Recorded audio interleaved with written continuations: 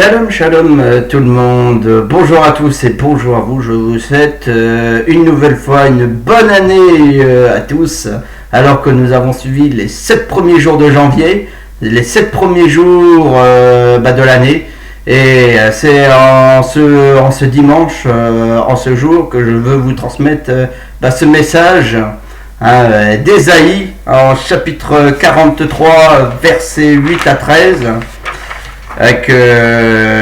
Qu'on fasse sortir le peuple aveugle qui a des yeux et les sourds qui ont des oreilles, que toutes les nations se rassemblent et que les peuples se réunissent, que d'entre eux a annoncé ces choses, lesquelles nous ont fait entendre les premières prédictions, qui produisent leurs témoins et établissent leurs droits, et qu'on écoute et qu'on dise c'est vrai, vous êtes mes témoins, dit l'Éternel, vous et mon serviteur que j'ai choisi, afin que vous sachiez que que vous me croyez et que vous me comprenez que c'est moi. Avant moi il n'y a point été formé de Dieu, et après moi il n'y en aura point.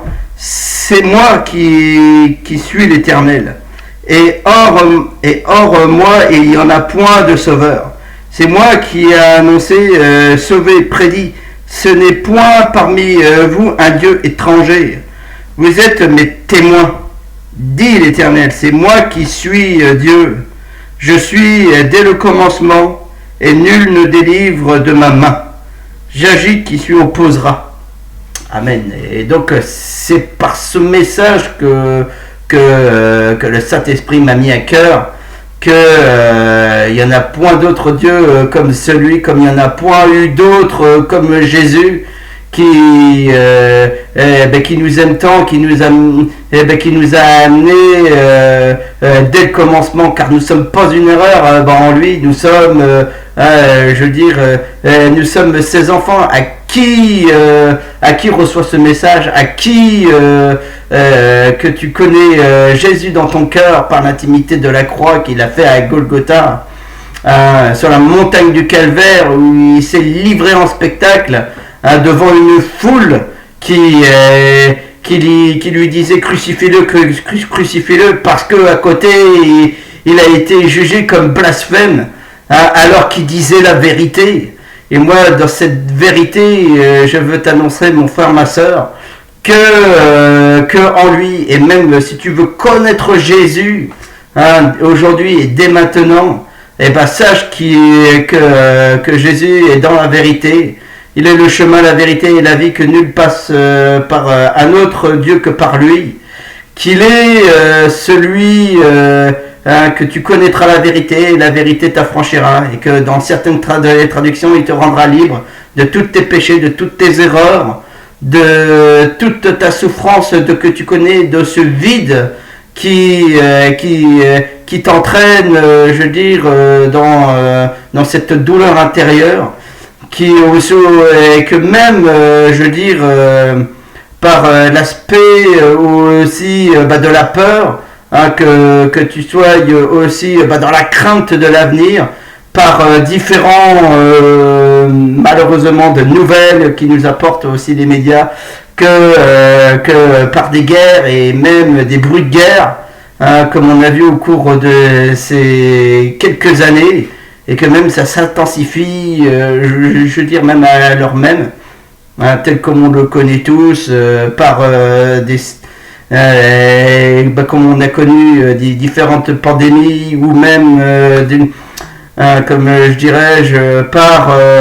par des soulèvements sociaux, de l'insécurité, mais qu'il y a des gens où que l'on voit se déchirent entre eux, même qu'une population, s'oppose l'un à l'autre, même parfois par des différents courants d'idées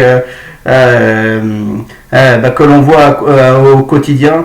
Mais c'est pas grave, c'est que la bonne nouvelle, c'est qu'en Jésus-Christ, malgré ces sans cesse ces nouvelles qui nous proviennent du monde, par l'aspect médiatique, mais car le monde est sous la puissance du malin, Mais c'est qu'en Jésus-Christ, paradoxalement, il y a cette découverte, je veux dire, cette bonne nouvelle du cœur, quoi. Cette bonne nouvelle où apporter l'espoir, l'amour, l'espérance et la foi que on peut transmettre et propager, je veux dire, à travers notre témoignage. Car à côté, c'est par ce témoignage que l'Éternel, comme je dirais dans le texte d'Ésaïe, que vous êtes mes témoins. Et car aussi que quiconque invoquera le nom du Seigneur, celui-là sera sauvé. Et que tout genou fléchisse à la gloire et te confesse que Jésus-Christ est Seigneur, à la gloire de Dieu le Père. En Philippiens chapitre 2 verset 11, et c'est par là qu'il y a ce véritable amour divin, ce cœur à cœur qu'on a avec Dieu dans l'intimité avec le Saint-Esprit.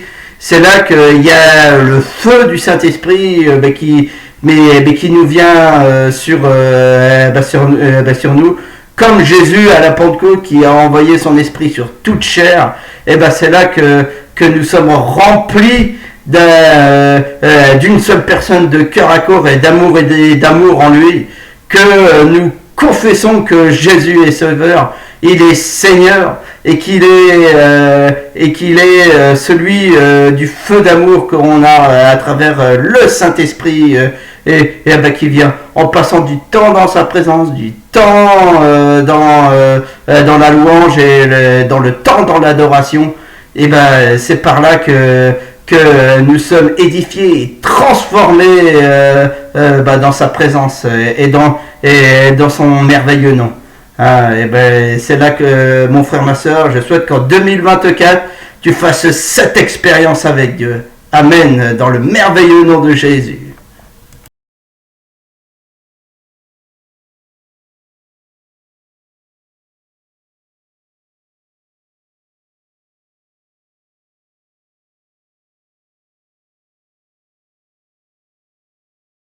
Mais aujourd'hui, je viens pour raconter une histoire. Est-ce que ici à Avignon vous aimez les histoires? Ouais. Très bien, parce que cette histoire, ça peut aussi vous parler et ça peut être aussi quelque chose qui peut impacter votre vie. Il y avait un garçon qui se promenait ici, quelque part à Avignon, peut-être au Palais des Papes ici. Et donc, il y avait ce garçon qui se promenait avec une cage aux oiseaux. Et dans cette cage aux oiseaux, il rencontra un homme, ce garçon. Et il dit, pourquoi tu les gesticules comme ça? Pourquoi tu leur fais tant de mal? Le garçon, avec le morceau de bois, parce que ça me détend et puis j'aime bien. Car en même temps, je sais que de la valeur où je les ai pris, ils ne valent rien. Car à côté, j'ai envie de m'amuser avec. Et pourquoi? Il lui dit cet homme. Parce que, à côté, c'est comme je l'ai dit. Et à côté, je rentrerai chez moi avec ces oiseaux et je leur donnerai aux chats. Et pour en finir. Mais alors pourquoi? Je te donnerai tout ce que tu veux. Mais je t'en supplie, ne fais pas de mal à ces oiseaux. Et si tu veux, je te les donne pour 200 €. Je veux dire, l'enfant orgueilleux, il dit, mais alors monsieur, mais pas de soucis, donne-les-moi tes 200 €. Et je te les donne, tes pauvres oiseaux. Alors très bien, il y a eu ce compromis-là. Et c'est là que cet homme accepta, donna ses 200 € et s'en alla avec la cage. Et toi, je veux dire aujourd'hui, dans cette histoire, il y a un message. C'est qu'on est tous à l'heure d'aujourd'hui emprisonnés dans cette prison, emprisonnés dans les prisons de l'addiction de l'alcool et de la drogue, et voire de la pornographie pour certains jeunes, et même aussi de d'autres prisons, hein, comme l'angoisse, l'anxiété, la peur de l'avenir, la peur de l'emploi, la peur de la tension au travail. Mais c'est qu'il y a une bonne nouvelle à travers de toutes ces peurs, de toutes ces addictions, de toutes ces mauvaises choses qui nous ont éloignés de Dieu. Et aujourd'hui, c'est qu'on a tous été pécheurs. Depuis nos premiers grands-parents, depuis nos premiers parents, je dirais-je, d'Adam et Ève, qui se sont écartés, éloignés de Dieu, qui sont tombés dans le péché. Et c'est ce qu'aujourd'hui on trouve dans cette humanité complètement corrompue par le péché, par des abus ou même parfois la corruption.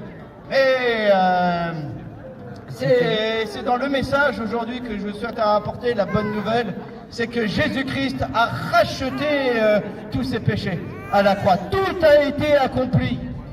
Et aujourd'hui, c'est qu'il est mort pour vous. Il est mort pour vous. Et il a été enseveli. 3 jours plus tard, il a été ressuscité. Et c'est qu'il a été ressuscité, mais afin que vous viviez une nouveauté de vie.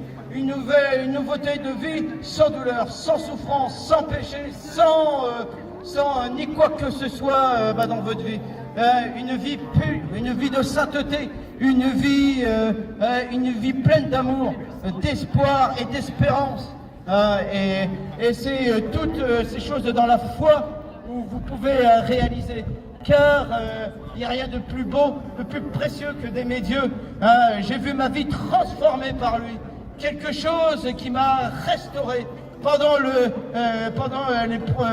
les choses qui font tous les problèmes de la société.